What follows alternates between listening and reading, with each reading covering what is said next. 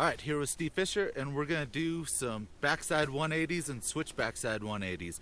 It's a pretty darn easy trick. The main thing is just having a really good slight switch toe side carve and a good switch slight toe side carve. You don't have to be like crazy epic with it or anything, but you have to have that nice good foundation and be able to do it both ways, because you're either taking off switch or you're landing switch. So that's the biggest key, and then just doing that motion off of the jump. If you're pointing it straight off of the jump and then trying the backside 180, it's just kind of too late and doesn't flow very well. So we're going to go into the mini park and do a bunch, and basically on a mini park it's just a perfect low spot to try do them back to back, because the jumps are small enough, and you probably won't even be trying to grab your board or anything. I'd just work on like really good form on small jumps. On bigger jumps, the board will kind of drift up into your hands and make the grabs easier. I'm pretty unflexible at this point anyways, so I rarely grab anyways, but just kind of like drifting off from a nice toe side carve, landing in a switch toe side carve, and then repeating for the switch version. That's my biggest tip. It's really not too hard. Just being able to make those nice carves into it and out of it's definitely my biggest tip. You got anything? I mean, I would say for me personally, I think really making sure that your upper body is moving where you want it to move, so that way when you twist your shoulders for that 180-degree rotation, your shoulders start the rotation and then your hips and legs follow. And one of the real tricks to making backside 180s look good is being able to land blindly. I agree. I guess I'll also add this. I see a lot of people when they do them, they start the rotation too early and start side slipping off of the jump.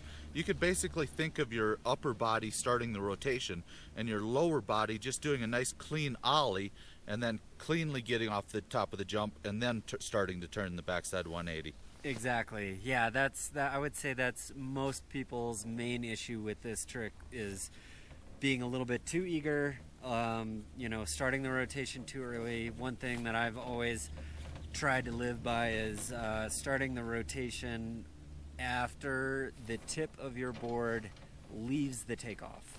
So you're almost at your front binding before you're actually starting the rotation. Cool. Let's do some backside 180s. Yeah.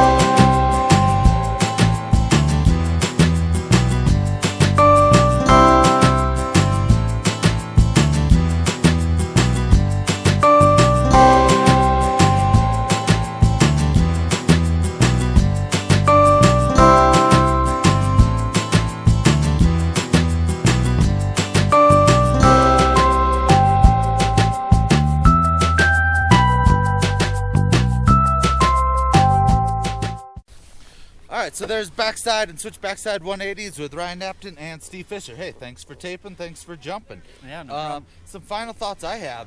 I think those are actually probably more difficult than a backside 3. A beginner will probably be better at riding regular, so a backside 3 would probably be the first trick before good backside 180s. That's how I did it.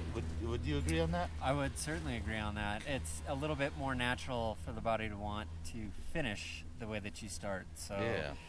the back one is one of those unique, slightly unnatural tricks in the sense that you're kind of stopping short of the rotation. Yep, and I'd just say, you know, you got to have a good, solid switch, be able to turn switch pretty solid, so because that's half the battle, either approaching the jump switch or riding away solidly switch.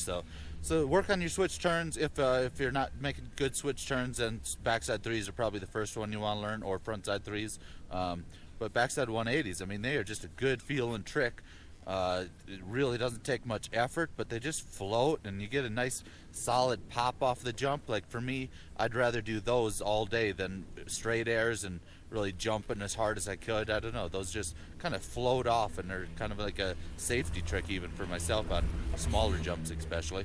Absolutely. I mean, the backside one is one of those iconic tricks that, you know, if you can do it well, if you can do it right, you are feeling good about what you're doing. And it, like you said, it's one of those tricks that you do feel really good once you can nail it. Yeah. And on the smaller jumps, you know, I personally don't really ever grab on smaller jumps, especially. It feels forced to me. Plus, I'm kind of got a beer gut, and it just doesn't.